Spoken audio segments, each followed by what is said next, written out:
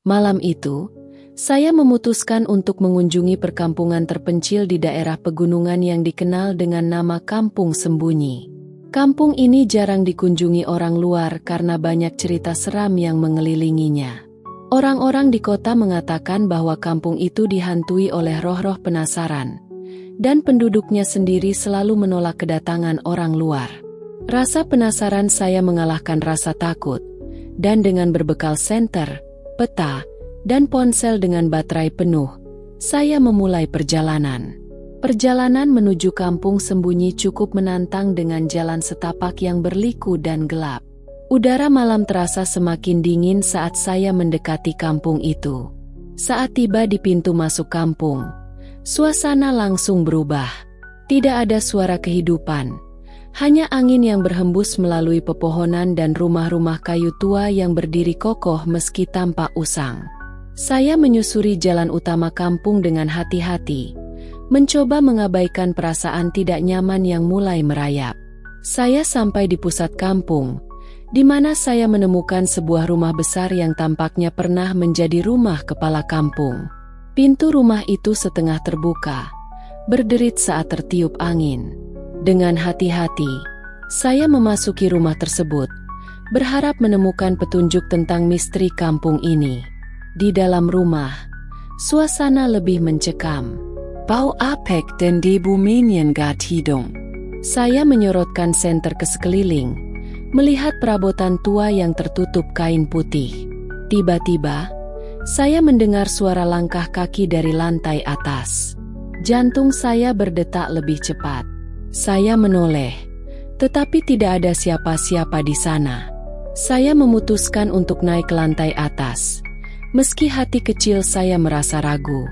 Tangga kayu berderit setiap kali saya melangkah.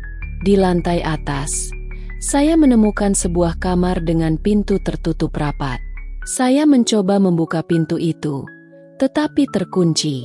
Ketika saya berbalik untuk pergi, saya mendengar suara bisikan lembut dari dalam kamar. "Tolong!" Suara itu berbisik.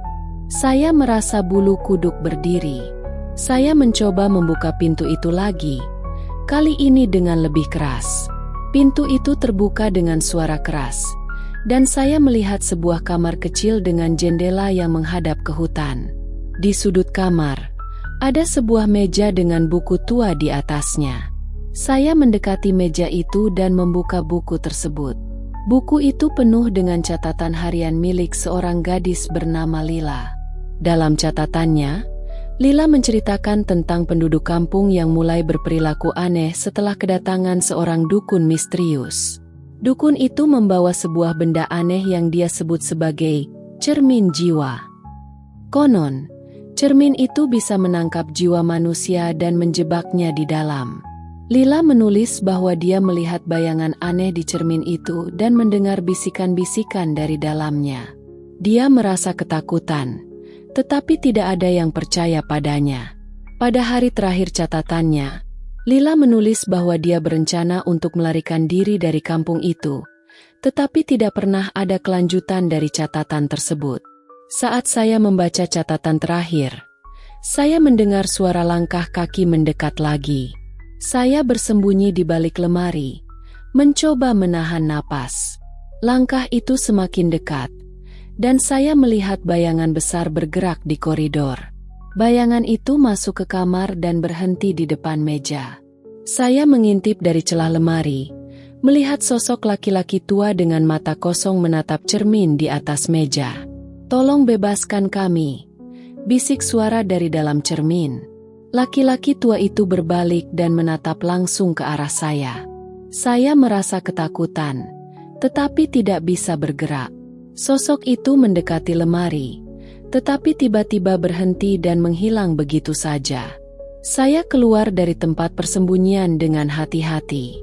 Saya tahu saya harus menghancurkan cermin itu untuk membebaskan roh-roh yang terperangkap. Dengan cepat, saya mencari benda berat dan memukul cermin itu. Cermin itu retak dengan suara keras, dan cahaya aneh keluar dari retakan tersebut. Tiba-tiba, saya merasakan getaran di tanah, dan suara bisikan menjadi lebih keras. Saya keluar dari rumah itu dan melihat bahwa penduduk kampung yang tadinya terlihat aneh mulai kembali normal. Mereka tampak bingung, seolah-olah baru bangun dari mimpi panjang. Seorang wanita tua mendekati saya dan berkata, "Terima kasih. Kau telah membebaskan kami dari kutukan dukun itu." Saya merasa lega, tetapi juga penasaran tentang apa yang sebenarnya terjadi. Saya menghabiskan sisa malam berbicara dengan penduduk kampung, mencoba memahami cerita mereka. Saya akhirnya pulang dengan perasaan lega dan puas. Meskipun perasaan takut masih ada, saya tahu bahwa saya telah membantu membebaskan roh-roh yang terperangkap di kampung sembunyi. Pengalaman ini mengajarkan saya bahwa keberanian dan rasa penasaran bisa membawa kita pada kebenaran yang tersembunyi di balik kegelapan.